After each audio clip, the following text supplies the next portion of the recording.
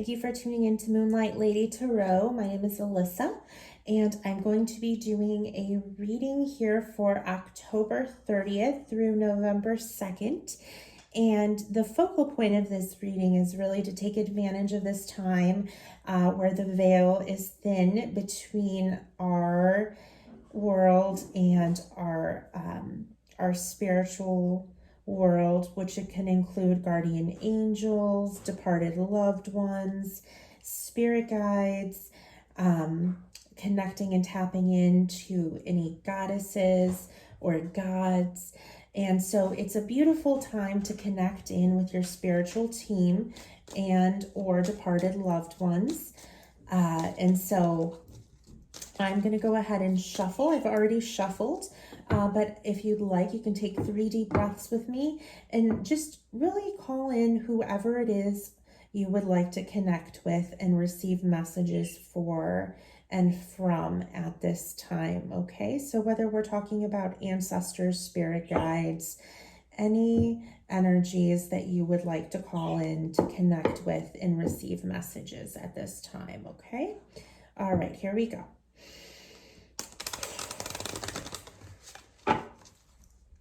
Aquarius, sun, moon, and rising. Calling in our spiritual team, our ancestors, guardian angels will have messages. Woo! Okay. All right. Aquarius, sun, moon, and rising messages. Okay.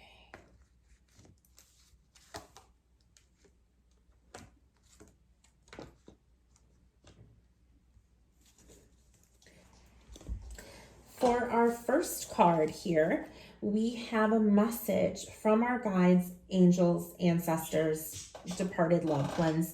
Okay, so we have number 32, the moon. Okay, so there is some kind of energy that they have a message as far as mystery, some kind of emotional message or some kind of mystery that they are helping you resolve or intuitively connect into at this time, okay?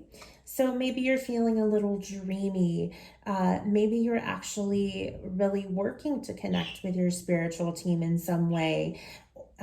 Maybe not consciously, maybe you're doing it in dream time, but there's some kind of connection here that you're making with your spiritual team that's causing you to really hone in into this feminine moon, emotional, magical energy.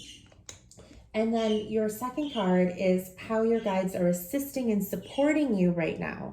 And you have 27, okay? So there's messages being sent to you. Maybe you're seeing feathers, maybe you're seeing numbers, or you're just intuitively, I don't know about you, but for some reason when I'm driving, sometimes things will just pop in my head.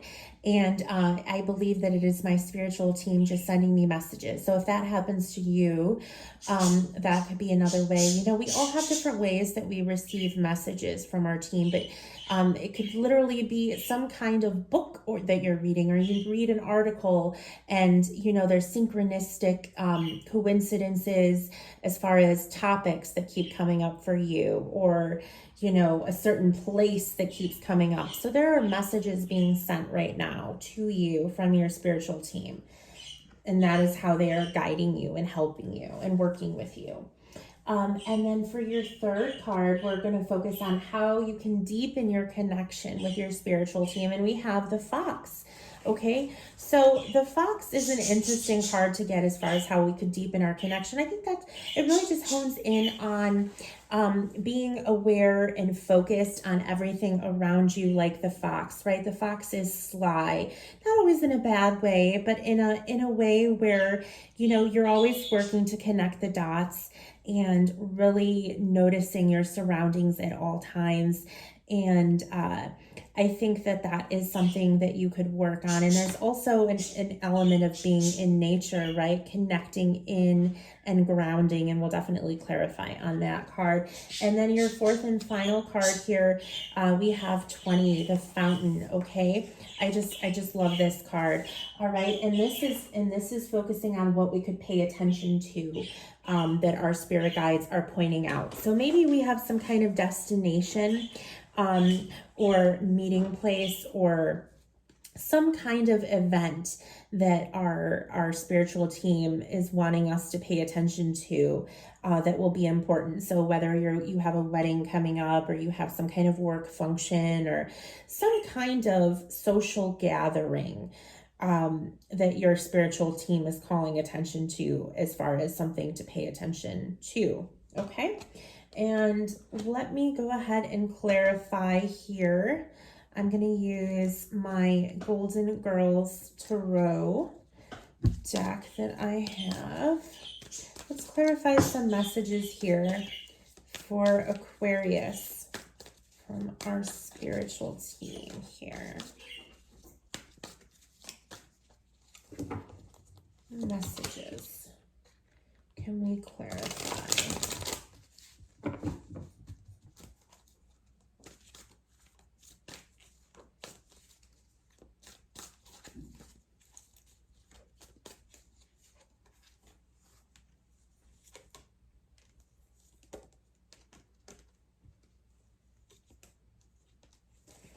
Well, that really does clear things up. Oh, okay.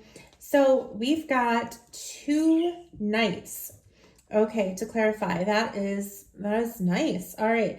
So you have the Knight of Wands. Okay. So there is something that is being highlighted at this time. The message for from your spiritual team here, the Knight of Wands and the Moon. So some kind of mysterious energy that is being brought to you. And I'm getting the feeling that it's in dream time. So there's some kind of messages that you're receiving that maybe you are aware of or forgetting. I don't know about you. Sometimes I remember my dreams, sometimes I don't. Okay. But you're getting some kind of download and some kind of help to get you moving in a forward motion and in a direction that is good for you by your spiritual team. Okay, hope that makes sense. And then to clarify the 7, the messages that they're sending you, we have the Knight of Cups. So these messages that they're sending you, it's definitely things that are related to your emotions here. Okay, so they're giving you messages of love and support. Okay, I love it. That's great. They're sending you and showing you love in these messages, in a lot of encouragement. And then to clarify the Fox here, we have the Fool, which is a major arcana card. And that really makes a lot of sense that would be the clarifier and how you can connect with your spiritual team. Because if I was going to put the Fox in a card, it would make sense that it would be the Fool, right? Take chances. Okay, the Fox is not afraid because the Fox knows that they have brilliant minds and they can get themselves out of situations that others would be afraid to be involved in, but they take leaps of faith. Okay, they go on adventures and they problem solve and they deal with things when they come up, but they go for what they want. All right, and so does the Fool. The Fool goes for what the Fool wants and is not afraid to start over and start fresh and live life fully. Okay, and that is how you can connect in more with your spiritual team. All right, be bold in the pursuit of your desires. And then for clarity on the event that your spiritual team was pointing out that we talked about here with the fountain, we have the 2 of Wands. So it's maybe you're waiting for some event, maybe, and that's the message here. So maybe there's an event that you're waiting for. The 2 of Wands is kind of like waiting, like, we've got the world in our hands and like we want something to come in to fruition and we're just kind of like, when is it coming, right? And then we have the fountain, like, so some kind of event that either either you're waiting for or possibly that you need to make happen, that your spiritual team is drawing to your attention. So whatever that event is, may be different for all of you, but that is the clarification there. And then I'm going to go ahead and pull, I've been pulling from the Blind Spot Oracle. If you are familiar with Teal Swan, she has these lovely card deck here. I'm just going to shuffle it. It's a very thick deck with sigils. Yeah, so Teal Swan has this card deck with sigils. I apologize if you can hear my birds. They are very loud, and anytime I am talking, they are in the background trying to compete with me here. So we have Oracle, oh, I'm sorry, these are not Oracle, these are sigil cards from Teal Swan. She is on YouTube, Facebook, Instagram, if you're interested in looking her up. She does a lot about shadow work and healing inner child work. Her talks are just so profound, and her wisdom is amazing. So if you're interested, I definitely suggest checking Teal Swan out. All right, so I'm going to pull one of these cards. The messages are long, and I will read them. The sigil is for protection, and the name of this deck is the blind spot. So there's some area in our life, we all have blind spots, right? And I find that this deck really helps cut through to the heart of the matter and really showcase the blind spot.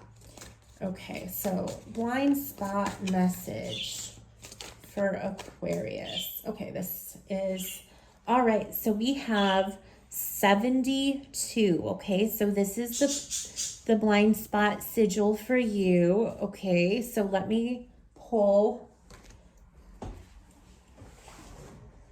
the book out. I'm going to pull the book out here. All right, 72. Okay. Transcendental escapism. Ooh, this sounds like a good one, Aquarius. If you have drawn this sigil, what is preventing your progression? Is that you are using things of a spiritual nature or your higher intellect in order to escape and avoid the temporal. You have lost sight of the bigger picture, which includes both physical and non-physical. You are spirit, but you are also body. You cannot die, but you will also most certainly die. To reject the physical and things related to the physical, you reject, deny, and disown part of yourself. In this situation, you are using the spiritual to negate the physical, and you are suffering and will suffer because of it. If you have drawn this sigil, you are in resistance to the physical and temporal or potentially an aspect of it.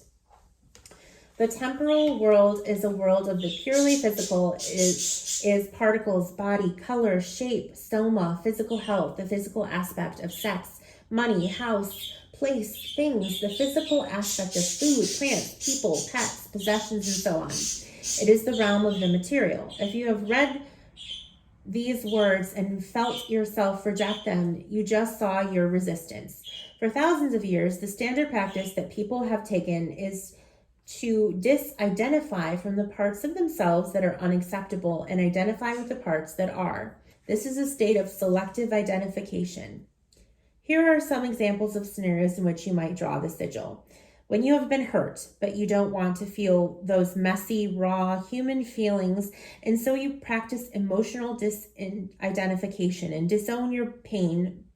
When you really need to find a way to make money, but you won't do it or resent doing it because you refuse to accept being part of the current financial system. When you have physical limits, but you will not admit to them because you think you can apply mind over matter. When your understanding of philosophy paralyzes your capacity to go in either direction in the physical because you can see both sides of everything. When you need to take physical action or to bring something into the manifestation in your life, but you believe visualization is enough. When you look at other people struggling with things you feel are trivial, worldly concerns because you think you are beyond it all. When you would benefit by going to a doctor, but you refuse to address physical ailments physically.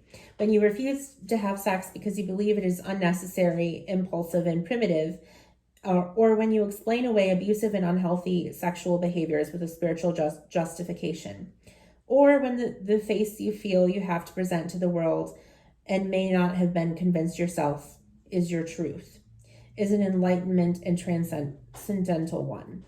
This sigil has come to remind you that you are using spiritual awareness or higher intellect as a form of resistance, escapism, and denial. It is highly likely that the answer you seek for improvement lies squarely in the physical and in embracing the physical.